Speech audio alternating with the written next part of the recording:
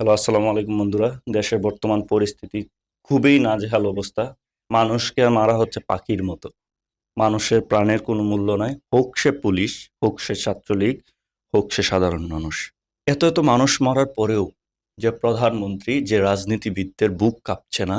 একটা ছাত্রলীগ মারা যাচ্ছে, একটা পুলিশ মারা যাচ্ছে, তারপরেও তারা ক্ষমতায় চাপতে চাচ্ছে না। তারা আরো দোষারোপ করছে যে এই ছাত্রলীগটা তাদের, এই পুলিশটা তাদের হয়ে আরো দেখা যায় যে সাপাই গাচ্ছে। তারা ক্ষমতা কোনোভাবেই ছাড়তে পারছে না। কিভাবে ছাড়বে এই ক্ষমতাটা?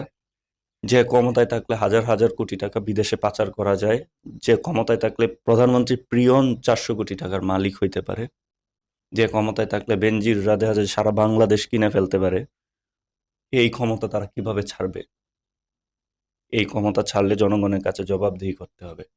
আমি তাই একটা গণতান্ত্রিক দেশের সাধারণ নাগরিক হিসেবে প্রধানমন্ত্রী শেখ হাসিনার কাছে হাত জোর করে অনুরোধ করছি, আপনি ক্ষমতা ছাড়েন। যদি না ছাড়েন, আমি আর একটা আগে বিশ্লেষণ ভিত্তিক ভিডিও দিয়েছিলাম 15 মিনিটের। এখানে বলেছিলাম যদি 7 দিনের উপর ক্ষমতায় থাকেন তাহলে রক্তের বন্যা বয়ে যাবে। 92 জন গতকালকেই মারা গেছে। এই মৃত্যুর পরিমাণটা আরো বাড়তে থাকবে। তাই আমি অনুরোধ করছি, আপনি ক্ষমতা ছাড়েন। কোনোভাবেই আর দেশে ক্ষমতায় থাকতে পারবেন না। জনগণ আপনার বিরুদ্ধে চলে গেছে। আমি এক সময় কথা বলতে পারতাম না সরকারের বিরুদ্ধে, আপনি কথা বলতে পারতেন না। সেই জায়গা থেকে এখন সবাই নির্দ্বিধায় পোস্ট করতেছে। কেউ কোনো সরকারের কোনো কিছুই মানতেছে না। এত আইন আছে, সে কোনো কিছুই মানতেছে না। সেই জায়গা থেকে আপনারা কি ভাবতে পারতেছেন না আর ক্ষমতায় যে থাকা যাবে না? বাস্তবতা মেনে নেন। প্রধানমন্ত্রী, আপনার বাবাও বলেছিল পাকিস্তান আমলে, বলছিল যে বাস্তবতা মেনে নেন। আপনাকেও বলছি, বাস্তবতাটা যদি না মানেন, রক্তের বন্যা বয়ে যাবে। আলটিমেটলি কিন্তু কিছুই হবে না।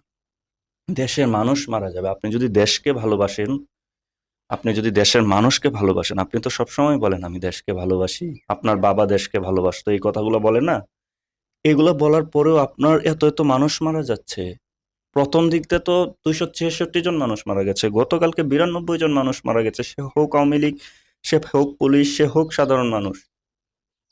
সে আপনার পক্ষের লোকও যদি মারা যায়, সেইখানেও বুঝতে হবে যে আপনি সরকারে আছেন দেখি, আপনার পক্ষে তারা নেমেছে দেখেই তাদের রক্তপাত হচ্ছে। আপনার পক্ষে যদি এভাবে আরো আওয়ামী লীগ, যুবলীগ, স্বেচ্ছাসেবক লীগ, পুলিশ, সেনাবাহিনী এরা যদি নেমে, ওরাও যদি মারা যায়, এটা কিন্তু আপনার জন্য মারা যাচ্ছে। সো এখনই সময়, চিন্তা করুন, ভাবুন, ক্ষমতাটা ছাড়ুন। আর ক্ষমতা না ছাড়লে তো লং মার্চের জন্য ঢাকায় চলে যাচ্ছে সবাই। সবাই তো ঘেরাও করবে। আপনি কয়জন মানুষকে থামাবেন? এটা কি আওয়ামী লীগ, এটা কি বিএনপি বা জামাত শিবির বা কোনো সাধারণ মানুষ, কোনো রাজনৈতিক দলের এই কর্মসূচি? এটা ছাত্রদের মধ্য থেকে চলে আসছে, সাধারণ মানুষ থেকে চলে আসছে। সাধারণ মানুষ আপনার প্রতি সন্তুষ্ট না, এটা বোঝার চেষ্টা করুন। এখানে হয়তো বলতে পারেন জামাত শিবির, বিএনপি, ওরা হচ্ছে যে আপনাদেরকে গদি থেকে নামাতে চাচ্ছে। বিষয়টা সেই রকম না। আপনি প্রত্যেকটা মানুষকে দেখুন। বাংলাদেশের 95% উপরে মানুষ আপনার প্রতি বিরক্ত। আপনাকে প্রধানমন্ত্রী বানানো হচ্ছে, তার মানে এই না সারাদিন আপনি দেখা যায় যে আপনার দলের সুনাম করবেন, সারাদিন দেখা যায় যে আপনি আপনার বাবার সুনাম করবেন। এটার জন্য না। একটা প্রধানমন্ত্রী অনেক কাজ থাকে দেশের। আমাকে নিয়ে আপনার ভাবতে হবে। আপনি প্রধানমন্ত্রী, আপনি তো আমাকে নিয়ে ভাবছেন না। আপনি ভাবছেন শুধু আপনার দল, একটা গোষ্ঠীকে নিয়ে আপনি ভাবছেন। প্লিজ ক্ষমতা ছাড়ুন, নাহলে রক্তের যে বন্যা আরো বেড়ে যাবে, মানুষের মৃত্যুর সংখ্যা বেড়ে যাবে। প্লিজ অনুরোধ করছি। হয়তোবা আপনি মনে হচ্ছেন যে আমি আপনার বিরোধিতা করছি। আমি বিরোধিতা করছি না। মানুষ যে দল করে সে অন্ধ হয়ে যায়। মানুষ যাকে সাপোর্ট করে সে অন্ধ হয়ে যায় একটা জিনিস।